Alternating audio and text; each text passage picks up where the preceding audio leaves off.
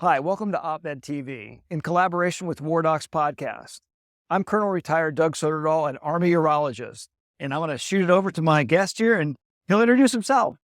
Well, hello, Paul Friedrichs. I'm the Joint Staff Surgeon, and it is a pleasure to be here with my friend and colleague for many years. Doug and I have known each other for a long time, and really excited to be here at the Op-Ed Summit.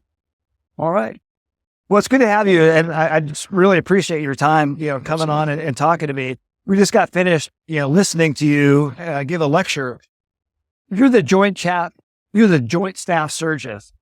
Why is this meeting important? And why did you make time to come to this meeting? What do you expect to get out of it? Yeah, so I think one of the most important things about this particular meeting is the strong presence not only of our medical colleagues from across the force, many of whom are stationed here in San Antonio, but it's the industry participation, because we can do everything right in uniform, and we're not. But if we did everything perfectly, we still could not succeed unless we've got great partners in industry who are helping to produce the pharmaceuticals that we use, the equipment that we use, the training aids, the blood products. Everything that we do relies on a strong partnership with industry, as well as great military medics. So this is really a wonderful forum to have that discussion. And anytime there's an opportunity to talk to our defense industrial base partners, I try to make an effort to be there. So you had the opportunity to speak to the crowd in the plenary session. And what would you say is your take-home message? What do you want the folks who listen to you to go back to their bases, camp stations, whatever? What do you want them to remember and maybe apply and think about when they get back? Yeah, the number one thing that I think all of us in military medicine need to keep in mind is if you put the patient first, you'll seldom go wrong. We have collected tremendous knowledge about what right looks like for the care of combat casualties, from trauma to mental health to infectious disease, you name it. We know more today than we have ever known before. If we can share that knowledge and ensure that we're focusing on how to use that to take care of the patient in front of us, we typically deliver phenomenal care. Where I'm personally concerned is we get distracted about what patch we wear, what patch they wear, who gets credit, who's running things, who's in charge of things, and we take our eye off the ball on it. So I think the number one message is a real back to basics. Do what it is that attracted you to medicine, and do it as well as possible in peacetime. Because the only way that you can do it well, and I can say this with great certainty, for those who have been in combat, you know that you can't deliver great care in combat unless you are delivering great care at home. And that means a relentless focus on high quality care every day. What's best for the patient? It's not about high-tech tools. Those can help, but it starts with that absolute commitment to the patient.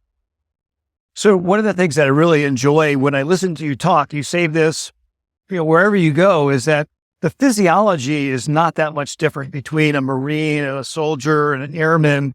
And really the mission of the medical departments is not that different. And we're going to fight the wars of the future jointly and as a team. What are the barriers to keep that from happening? So, you've also heard me say I like to read history. And if you go back and you look at the interwar years, every interwar period, there's a natural tendency in bureaucracies to go back to a stovepipe approach because that's how the money gets shared out. That's how resources are divvied up. What some countries have done, in fact, almost every major industrial country except for ours, have consolidated their healthcare teams into a much more joint system, at least the common capabilities. And we're moving in that direction. And I really applaud what the DHA is intended to do to provide that integrated back-end support. And at the end of the day, if you're in a submarine, there are some nuances that are different than if you're in a space vessel or if you're a CCAT crew member. But the vast majority of what we do doesn't change based on the patch on your uniform. And we have to build both research, development, and acquisition systems that acknowledge that reality so that what we're giving to our colleagues who are going to be far forward in any of those environments works across platforms as the norm, and only by exception is different. Because the reality is, patients are different only by exception, not as the norm. So when you're in the office with the the chiefs of staff with the joint chief of staff, and he looks to you and says, we have a medical concern. Are we ready for the next battle of the future? What would you say, and how would you know if we are ready for that? So the first thing that I'll say is we have great medics, and we've shown that repeatedly. If you look at the performance of our medics in deployed environments, it continues to be outstanding. Where I think all of us would acknowledge we have a challenge is how scalable that is. If we transition from the low-intensity conflicts of the last 20 years to a large-scale combat operation, can we explode that level of competence and capability and bring it up to what we need for a large-scale combat operation? And there's a lot of parts and pieces that go into that. One of the things I talk about a lot is blood. Every war has revalidated about 6 months into the war. Blood's important. If you're exsanguinating, the best thing you can do is stop the bleeding and then replace the blood that the patient has lost.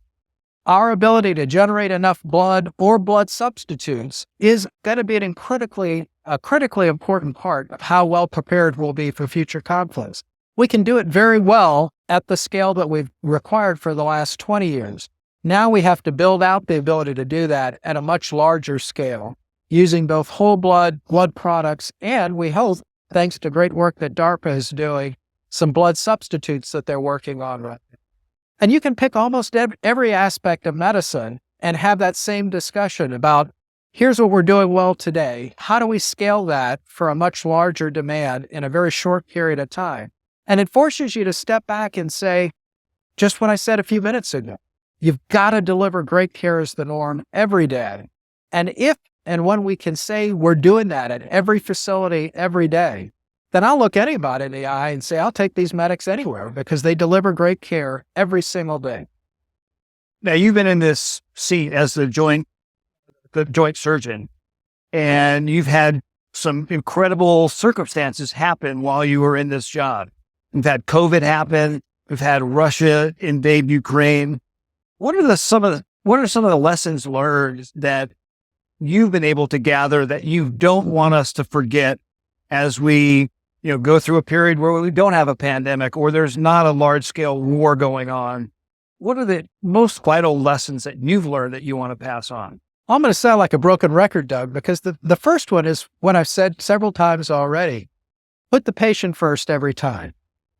Any discussion that doesn't start with what's the right thing to do for the patient, I'm marginally interested in, because I don't think that their priority, whoever's having that discussion, I don't think their priorities are. Start with what's right for the patient, and not just the individual patient, but the aggregate. It's nice, it's convenient, it's easy to say, well, we want to hand wave and talk, big philosophical things. I don't. I want to start with what does good patient care look like at the one eaches, and then how do we scale that? And when we do that, we come up with great solutions. Where we lose our ways, when we start trying to have philosophical discussions about who gets to run what, and should this be a DHA or should that be over there, we lose our way and we distract ourselves from the really important discussions that we need to have about our nurses getting enough opportunities to take care of critically ill patients, our respiratory therapists taking care of enough folks on vents, our pharmacists doing the sort of work that we'll need them to do in a deployed environment. Those are the one eaches that are the biggest lesson learned, because when we sent folks out to the civilian hospitals, the feedback overwhelmingly during the COVID pandemic was we sent great medics out there. And by medics, I mean enlisted all the way up to the highly trained physicians who went out there. But that's a small subset of the force. That's the active duty force. We also have to think about the reserve component, everybody else who will deploy in the next large-scale combat operations. That's the first lesson. Put the patients first every time, and you'll seldom go wrong with it. The second lesson is we are woefully falling behind the pace of change in the practice of medicine because it's changing so quickly. And that's not to say that good people aren't doing good things in our system, but we're going to have to change our research, development, and acquisition system to keep up with the pace of change in the practice of medicine. And to do that, you can't have a 10-year acquisition cycle, because if the body of medical knowledge is doubling every 2 months, in 10 years, whatever it is, will be so far out of date, it will be irrelevant. So we have to have a much more agile system for doing rapid spiral developments rather than these exquisite acquisition programs that give you something years down the road that will no longer be relevant, reasonable, or what the medic at the front line needs. And then the third thing that I would say is we have to pay attention to the basic stuff. Great lesson learned from Ukraine, tourniquets matter. And anybody who's been in combat knows that. But how many of our medics are really proficient at using tourniquets, knowing when to put them on, where to put them, and more importantly than the medics knowing that, the rest of the warfighters who are out there, do they really understand how to do that? And after tourniquets, let's talk about blood. How do we make sure as far forward as possible that we've got whole blood available and people who know how to safely administer it, which means everybody has to be accurately typed and you got to have that information available to know what type of blood to give them. That's the next life-saving intervention. Then we've got to rethink, how are we going to do prolonged field care when we can't move people quickly? And how do we move people if we can't move them by air? Our system for decades now has been designed around a reliance on rotary lift, air movement, CASEVAC, medevac, and fixed-wing airvac. We're going to have to redesign that system for the reality of future conflicts. That alone will keep us gainfully employed for years to come. It's all doable, but we've got to commit to getting after it. So you've had an amazing career. In fact, I think we met each other more than 30 years ago as captains. We're both urologists. Looking back, why did you stay in military medicine for so long? So part of it was my family. My dad grew up in the Depression, joined the Navy at the end of World War II, had some remarkable opportunities because of that, and instilled in us a deep gratitude for what opportunities he's had in this country and as a result of his Navy service. My mom's story is even more complicated. She was born in Hungary, small country in Eastern Europe. Parents were killed by the Soviet Union and the Gulag at the end of World War II, and she eventually fought in the '56 revolution, was captured and then escaped and came to this country. And what both of them taught us growing up was just how valuable it is to live in a place in which freedom is accepted and is the norm. And they regularly reminded my brother and sister and I that most of us don't have a good yardstick for understanding what a bad day really is. Part of what drew me to the military was we are part of that bulwark that prevents others from having to experience that next worst day in American history. And to me, that's been an important and very rewarding part of the career. It's also been incredible to take care of the men and women who volunteer to serve in the military. They're just extraordinary folks. Many of them choose to do this year after year. And, I've had great opportunities, whether it's caring for people in combat, working with folks at the South Pole, literally, providing medical care there, the Arctic Circle, on ships, any number of places, things that would never have had an opportunity to do outside the military. It's been an extraordinarily rewarding chance to serve truly remarkable Americans and some allies and partners. So if we have some people listening to us who are just starting out their career or even thinking about military medicine, what would you tell them? I envy you. That's what I tell them. I think if you look at what's happening in medicine today, we're on the cusp of revolutionizing the way that medicine is practiced. As we move towards evidence-based medicine and that body of evidence grows, it will become much easier to understand what right looks like. The new technologies will make it easier to do the right thing for the right patient.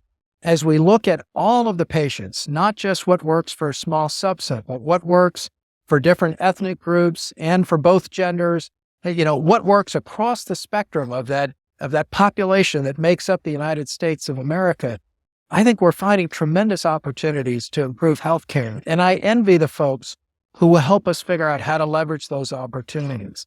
And I would tell them, just as I've said repeatedly as we've been chatting here today, never forget the most precious privilege we have is caring for that patient in front of you at that moment. It's an incredibly rewarding thing that is different than what almost anybody else gets to do. People trust us with their lives or the lives of their children or their spouse. It is truly a privilege, not always, but usually also a pleasure to be able to do it. We've been speaking with Major General Paul Friedrichs on this combined collaboration with OpMed TV and War Dogs.